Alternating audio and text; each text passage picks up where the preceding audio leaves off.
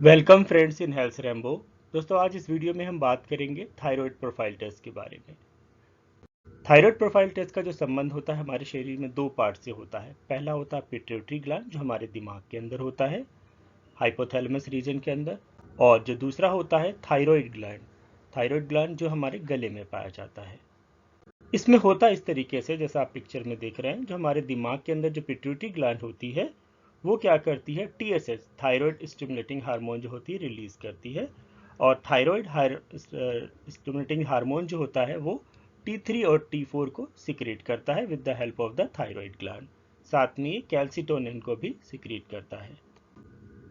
Thyroid profile test के जो part होते हैं, जैसा आप लोग जानते हैं, इसमें ट्राई आइडोथायरोनिन मतलब T3 या FT3 होता है, थायरोक्सिन मतलब T4 या FT4, और थायराइड स्टिमुलेटिंग हार्मोन या ultra sensitive thyroid stimulating hormone होते हैं। यदि बात करें कि थायराइड प्रोफाइल टेस्ट क्यों किया जाता है, तो थायराइड प्रोफाइल टेस्ट होता है थायराइड की बीमारी पता करने के लिए होता है। मतलब जैसे किसी व्यक्ति का वजन घट रहा है या बढ़ रहा है, उसको बहुत ज़्यादा थकान महसूस होती है, बहुत ज़्यादा ठंड या गर्मी लगती है, बाल पतले होने लगते हैं, झड़ने लगते हैं, ड्राई स्किन हो जाती है, मासिक पीरियड डिस्टर्ब रहते हैं, कब्ज या दस्त की समस्या रहती है, डिप्रेशन वगैरह की समस्या होती है, नींद नहीं आती है, आवाज़ बैठती है, या गर्दन में सूजन या गोइटर की समस्या होती है, तो इन कंडीशन में थायराइड टेस्ट करवाया जाता है।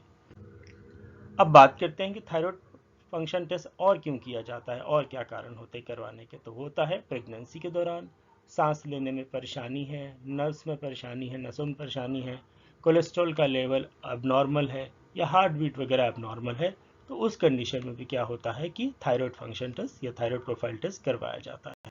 उसके अलावा अन्य कारण भी होते हैं जिसकी बात करेंगे। थायराइड हार्मोन जो होता है मुख्यतः दो पार्ट में असंतुलन होता है थायराइड बीमारियों का। पहला क्या होता है, हाइपोथायरॉयडिज्म। हाइपोथायरॉयडिज्म मतलब इसमें क्या होता है, थायराइड ग्रंथि बहुत कम थायराइड हार्मोन का उत्पादन करती है। मतलब इसमें क्या होता है कि जो T3 और T4 जो होते हैं वो लो होते हैं। दूसरा होता है हाइपरथायरॉयडिज्म। इसमें क्या होता है, थायराइड ग्रंथि बहुत अधिक थायराइड हार्मोन का उत्पादन करती है, मतलब इसमें जो T3 T4 हाई होते हैं। अब बात करते हैं 7 कॉमन सिम्टम्स की जो हाइपोथायरॉयडिज्म और हाइपरथायरॉयडिज्म के बीच में कॉमन होते हैं। दोनों लोगों को सेम बीमारियां होती हैं। पहला क्या होता है कि जो हाइपोथायरॉयडिज्म हो या हाइपरथायरॉयडिज्म, दोनों को क्या होता है, थकान महसूस होती है, दोनों के बाल झड़ते हैं, मासिक धर्म डिस्टर्ब होता है महिलाओं में, चिड़चिड़ापन रहता है, नींद नहीं आती है, आवाज़ बैठती है, भारी हो जाती है, या गर्दन में सूजन वगैरह हो सकती है दोनों में।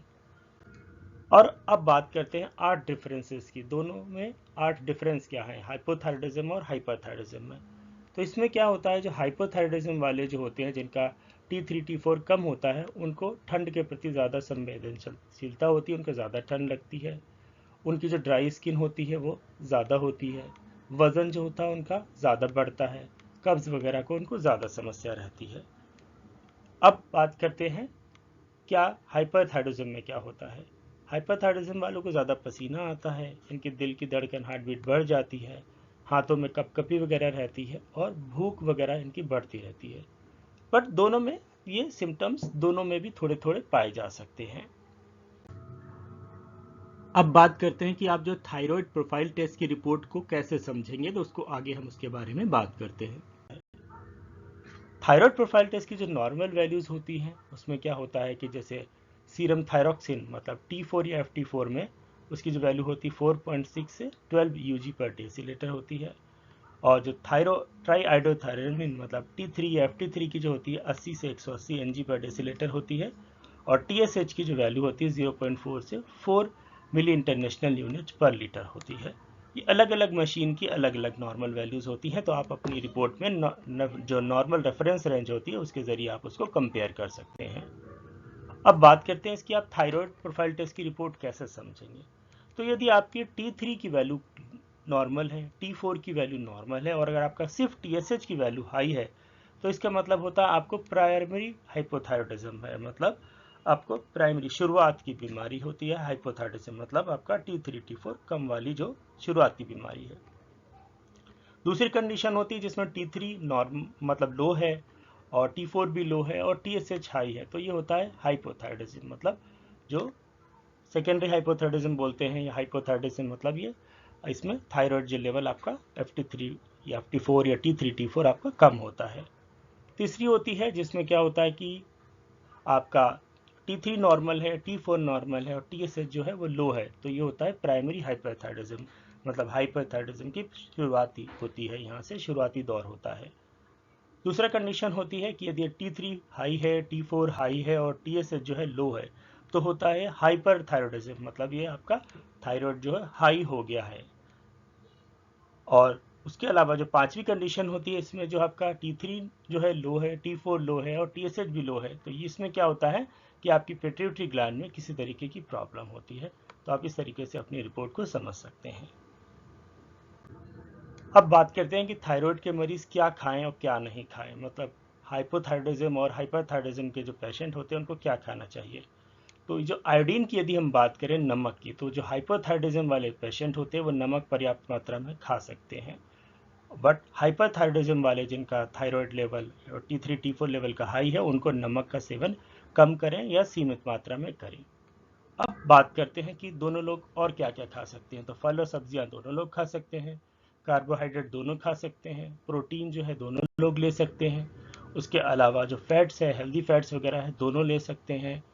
जो उसके अलावा जो गाइट्रोजेनिक खाद्य पदार्थ हो, जैसे ब्रोकलाई, फूल गोभी और गोभी और शलजम वगैरह जो होते हैं, ये आपको लिमिटेड मात्रा में, दोनों लोगों को आपको लिमिटेड मात्रा में लेना है, चाहे हाइपोथायरॉयडिज्म हो चाहे हाइपरथायरॉयडिज्म हो। और जो शराब वगैरह है या कॉफ़ी वगैरह है, चाय भी, ये भी आपको लिमिटेड मात्रा में ही लेना होता है। अब ट्रीटमेंट की यदि बात करें तो ट्रीटमेंट कैसा होता है, तो जो हाइपरथायरॉयडिज्म है, जिनका T3 T4 हाई होता है, उनके लिए क्या होता है कि वो लिवोथ्रक्सिन की टेबलेट चलती है उनकी, या मेथिमाजोल, या जो प्रोपाई थायस यूरेसिल जो है, PTU जो है, उसकी जो होती है मेडिसिन आपकी चलती है। या अगर आप नहीं होता है तो उसके अलावा रेडियो एक्टिव आयोडीन थेरेपी भी चलती है, या अन्यथा लास्ट में क्या होता है, सर्जरी वगैरह करके जो होता है थायराइड जो ग्लैंड होता है वो रिमूव करवाना पड़ता है। अब हाइपोथायरॉयडिज्म की यदि बात करें तो उसमें क्या होता है, लिवोथायरोक्सिन की टेबलेट चलती है। 25, 50 या 100 के हिसाब से, मतलब डोज के हिसाब से आपका लेवल कितना बढ़ा है या कितना कम है, उसके ऊपर डिपेंड करता है। इस टेस्ट की जो, इसके टेस्ट के लिए जो होता है, सिंपल जो होता है, नॉर्मल थायराइड प्रोफाइल के लिए ब्लड की ज़रूरत पड़ती है। और इसका जो प्राइस होता है, थायराइड प्रोफाइल मतलब जिसमें T3 T4 और TSH शामिल होता है, लगभग इसकी प्राइस जो होती है 250 से 450 रुपये के बीच में होती है। और जो थायराइड प्रोफाइल जिसमें FT3 FT4 और TSH या अल्ट्रा TSH होता है, उसकी जो प्राइस होती है लगभग 650 से 950 के बीच में होती है। आप किसी नज़दीकी लैब में अपने करवा सकते हैं। सो उम्मीद है आपको इन्फॉर्मेशन अच्छी लगी होगी। यदि आपकी क्वेरी है तो कमेंट बॉक्स में कमेंट कर सकते हैं। चैनल सब्सक्राइब नहीं किया तो चैनल सब्सक्राइब करें। With this, thank you very much for watching health rainbow.